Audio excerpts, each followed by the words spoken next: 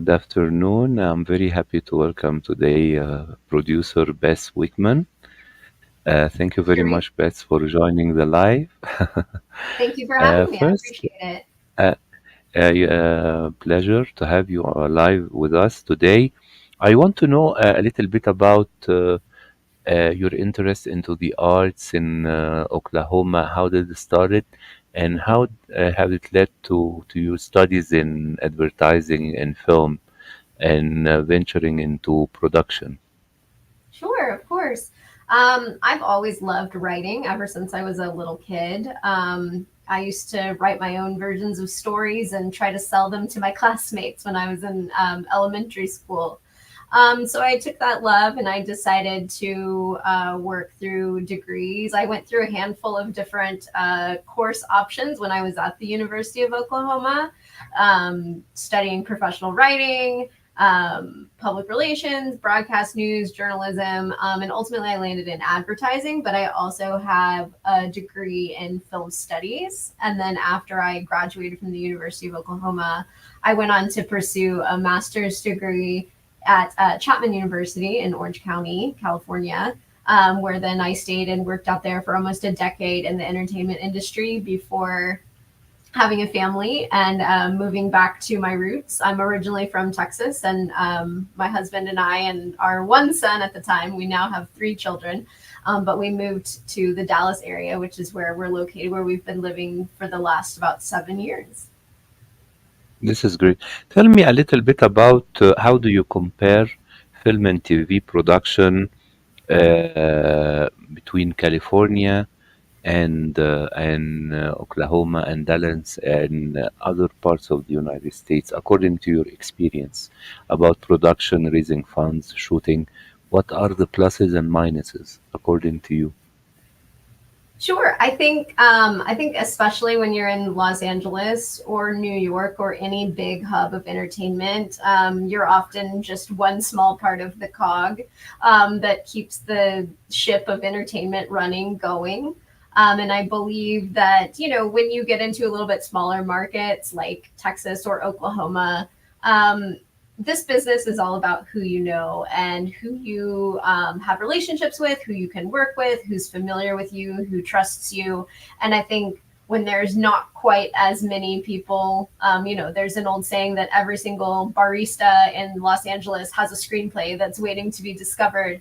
Um, I would not say that every single person that works at a coffee house in Dallas also wants to, have a screenplay that's being discovered. So I think that, it's just a little bit different um, saturation, if you will. Maybe that's the word to use. A little bit of a different Mhm. saturation to use, but I still think, obviously, the Oklahoma film industry has grown tremendously in the last few years.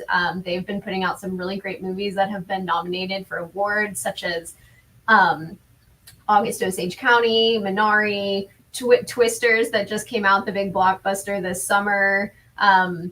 And The Killers of the Flower Moon. Martin Scorsese spent multiple months in Oklahoma doing that. And I'd say, Texas has its own production. Definitely Taylor Sheridan has made a name for himself here doing the Yellowstone franchise. There's been a lot of those. I've known a lot of people that have worked on that scripted side. My experience in the production company that I've been at for the last 7 years, we do a lot of documentary and unscripted programming. But we've been around. AMS Pictures, where I work, has been around for over 40 years, and we've made a lot of different content. And I've been really privileged to be able to work on some of our true crime series, some of our house series. And now I'm really excited that we've been able to do a couple of independent projects, such as the one that you reached out to me for this particular interview, our show with Ms. Mhm. Cracker, called Miss Cracker's Favorite Haunts. That's sort of been a passion project of mine for the last couple of years, and I'm really excited to just dip our toe into lots of different genres, lots of different things. And I think that being a smaller independent production company is really something that helps us really thrive on these passion projects that people are really, die hard for, and they have a creative passion to make them. Great. Tell me a little bit because they are challenging finding a production for sure for documentaries and short films and reality TV. Uh, but also there are challenges when you try to distribute this kind of content. Tell me a little bit about how you walk through these challenges, you know, when you have a finalized project, how do you try to pitch it to networks, to festivals? Sure. Yeah. I mean, so again, everything in the entertainment industry is always based upon relationships. That's really Hmm. the key. And AMS Pictures, we worked for many years with a lot of different studios, networks. In particular, we've worked with like HGTV and the History Channel, and most recently, we had a few true crime series on Lifetime, including Cellmate Secrets and Text Me When You Get Home. Those were two series that I worked on here. And we definitely, we cultivate those relationships and try to figure out really what does an audience want, what kind of content are they looking for, what type of stories do they want to tell. And that's really sort of where that's where the idea for Ms. Cracker's Favorite Haunts came up, because we were learning and hearing from people that with the uprising of streamers, with all of that taking over, people weren't specifically looking for something in just one straight genre, just one type of programming. They were really sort of looking at what can appeal to multiple different audiences. And that's where we sort of found out, and I went down the path of finding a drag queen that loved the paranormal. So that already is a mashup of genres. And then Hmm. we threw in a little bit of home renovation, because I'm close with a friend. You mentioned my background in Oklahoma. A friend of mine that I went to the University of Oklahoma with, she actually had been posting on her social medias about how she believed her house was haunted. It was built in 1892. And Hmm. I thought, well, I have just the drag queen to come and help you with your problem. Yes, you know, speaking of haunted houses, and especially you work documentaries and reality shows, you know, really the movies that disturb me a lot when I watch them, you know, the found footage film, Oh, and the they, paranormal they, they activities and Blair Witch Project stuff type. like that. And recently, I've seen another series as well about haunted houses, and also there was a movie I've seen as well. It called. You know about a sighting of clowns around the United States, huh? Behind the sites, something like that. I've seen it last year. It was online. What I want to tell you, are you interested in producing such films? Because they are some kind as well mashup between documentary and reality TV, and the filmmakers all the time they try to make you feel it's really found footage, you know. It's it's not something reenacted. Yeah, no, definitely. I think that horror and spooky projects in general, they're very sustainable. Hmm. It really doesn't matter. They're easy to get people interested in them. You don't have to have big name stars. You don't Sure, have to have pre-existing intellectual property. A good sure. horror story will draw in audiences because they just really love that genre, and they really love to be scared, and they love things like that. So I think that that is definitely, it's definitely a topical genre. It's definitely something right now, as we joke that we've entered pumpkin spice latte season, we have entered spooky season, we've entered fall, and I think it's a really perfect time for us to um, be promoting our show and trying to get people to watch, because this is, like I said, it's a mashup of genres. So it's really about Sure. people having fun with the paranormal, but also there's a few spooky things that definitely, I spent some time in Lindsay, the homeowner's house, and there were some creaky sounds, and there were some spooky lights, and there were some things that were not really fully explainable. And I think that's partly what people really enjoy about the paranormal is, there can be skeptics who can try to explain it away. There can be people that are always looking for answers. And I think that's kind of the fun. You don't really ever know what the answer is because it really depends on what your belief system is going to be, or Sure, the way that you feel about it. So I think that it's just something that we all wonder what's out there, and it's something that's really fun to ask questions about and try to find answers to. sure. Can you see the comments here on the I screen? I can. Um, Okay. yes, This is hi AMS Melanie. pictures. Yes. Thank you for tuning in so much. Melanie with us. Yes, Melanie is one of my industry friends. She also works in the entertainment business, and we share a Yes. mutual love for Joshua Jackson. He Yes. starred on a great teen drama, Dawson's Creek. Recently, has been seen Yes. in a handful of other shows. I believe he's about to be playing some sci-fi doctor on a boat soon. Um, I would probably watch anything he's in because he seems like such a cool guy. But I think he would have that snarky wit that I think he would really enjoy. If he came on my show with Miss Cracker, if he lived in a haunted house, I think they would be a really great pair together. I think Miss Cracker and I Yes. might have to fight over who would have the most fun with Joshua Jackson, though. Do you have a lot of, urban legends across Dallas and Oklahoma that you can think of adapting into some films or documentaries or reality shows?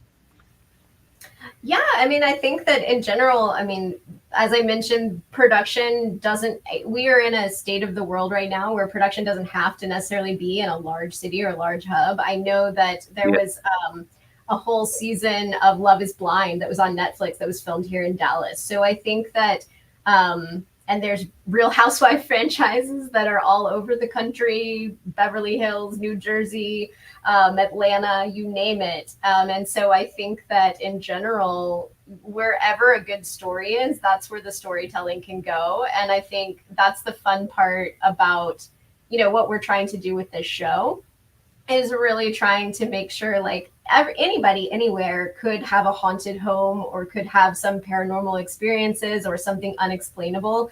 And so it's really about reaching out to those people and trying to give them tips and tricks of what might happen if you were in this situation. What would you do? How could we help you? How could Miss Cracker help you? Yes. You know, a couple of weeks ago, I was watching Long Legs with Nicolas Cage Mm. with my wife, and during the movie, my wife kept asking me, "Why do you watch these films? And why do you make me watch these films with you?" You know. And also, I started to watch a little bit because sometimes I don't want to watch lots of interviews before watching the films, and so keep the element of surprise, alive. But they were asking Nicolas Cage about his character in the movie, and he would say, "Well, after we shoot, I take off my makeup and go home, spend time with my family. Like the character doesn't go with him at home, you know." Yeah. But I want to ask you, if you shoot a spooky film or a horror films, like a spooky accident happens during the set, do you think some yourself or the crew member they got afraid a little bit, they started to to be worried, and this happened to you before? I think that in general, you always take a little bit of production with you, no matter whose story you're telling. Again, Yeah. I have worked on a lot of true crime stories, and the victims Mhm. and their families stay with me, and I think about them. Yes.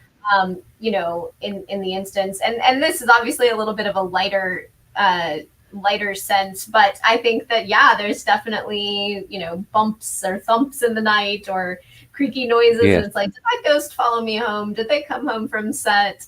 Um, and I think you're always sort of thinking about all the experiences that touch your life, and I think Yes. it's about trying to figure out where do you draw that work life balance. And I think a lot of times with people that throw themselves so deeply into their projects and into what they're doing and into their research, I think sometimes that line can be hard to distinguish. But I think in general, I think I'm good on the ghost thing. I don't believe that the house I live in is haunted.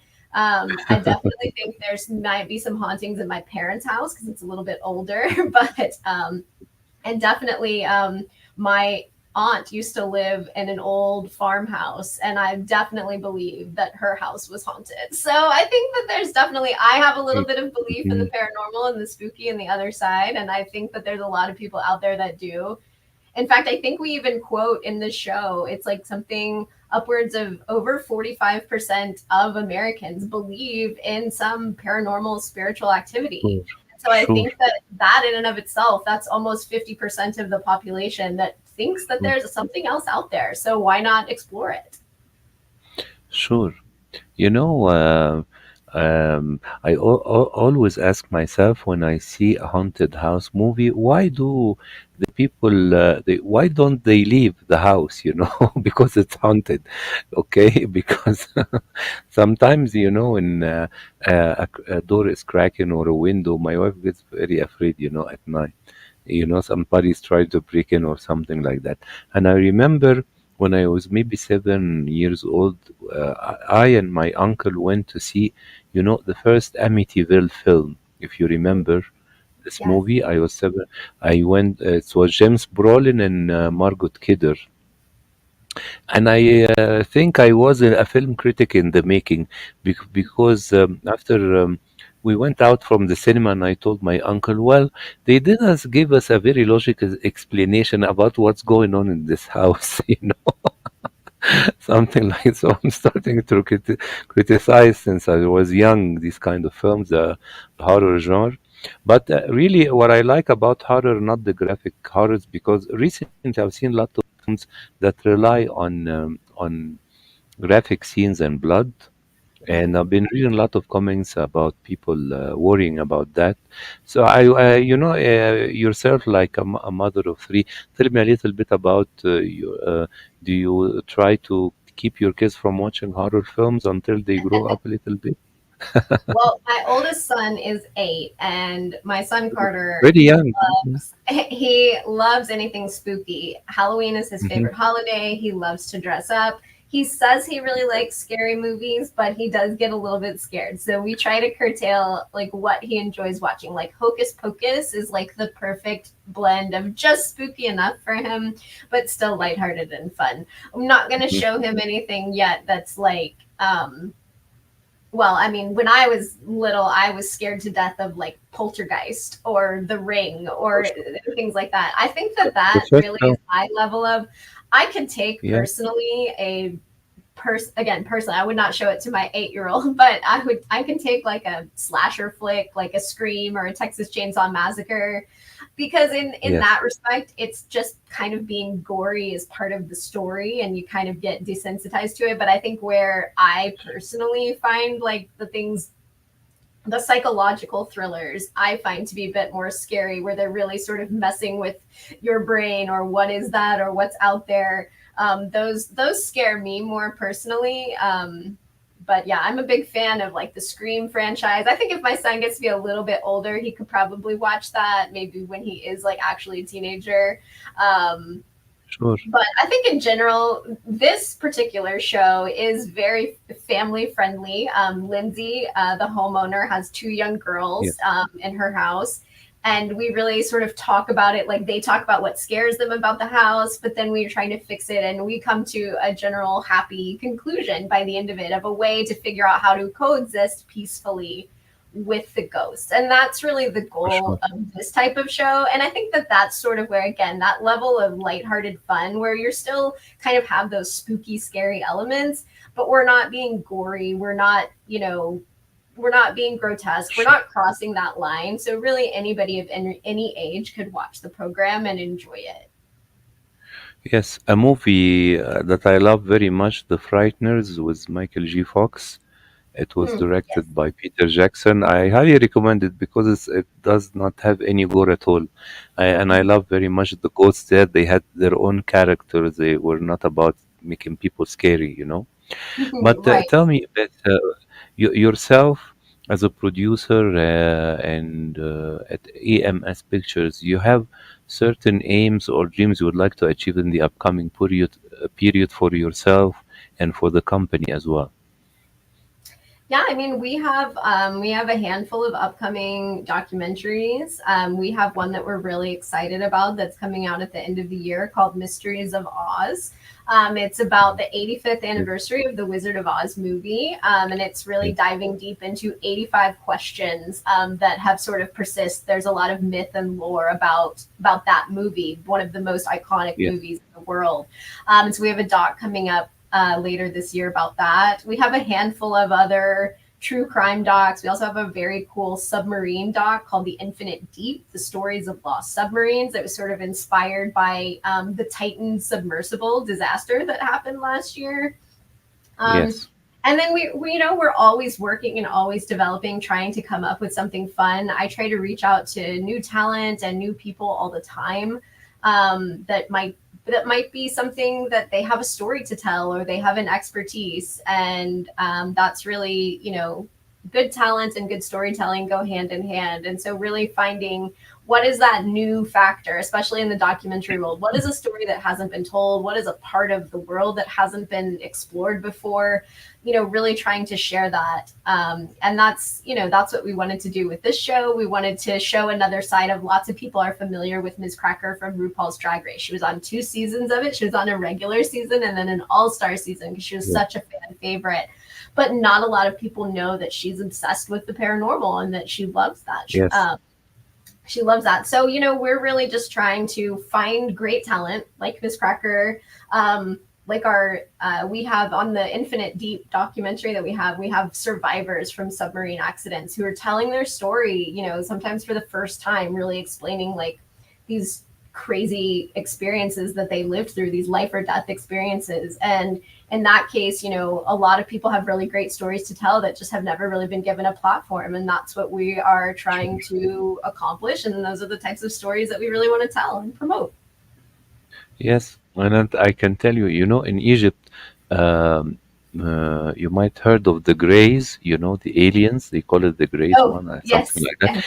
Yes, and in Egypt, there in Upper Egypt, there are some village where you can go there, and they believe they used to be living there, or it was the site of a flying saucers, because if there are holes in the ground, in the rocks, and if you throw a coin, you could not hear, when it sound when it cracks in the floor, and many believe it was a site of alien visits, you know, also the pyramids as well, Oh, yeah, and definitely. so Well, in this is Dallas, we are no strangers to conspiracy theories. for Obviously, this sure, is where, you know, JFK was shot, and that sure, alone, sure.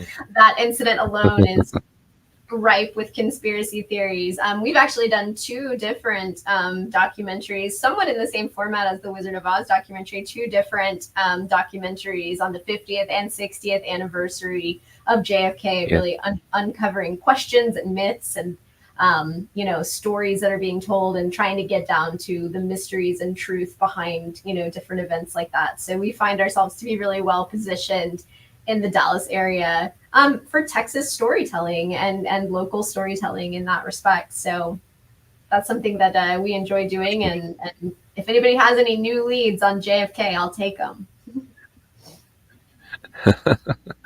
Great, Beth. I want to thank you very much for joining the live, and best wishes for your upcoming projects and your work with EMS Pictures. And I hope to receive you another time when you have a new project to announce. I will be following up your press releases as well.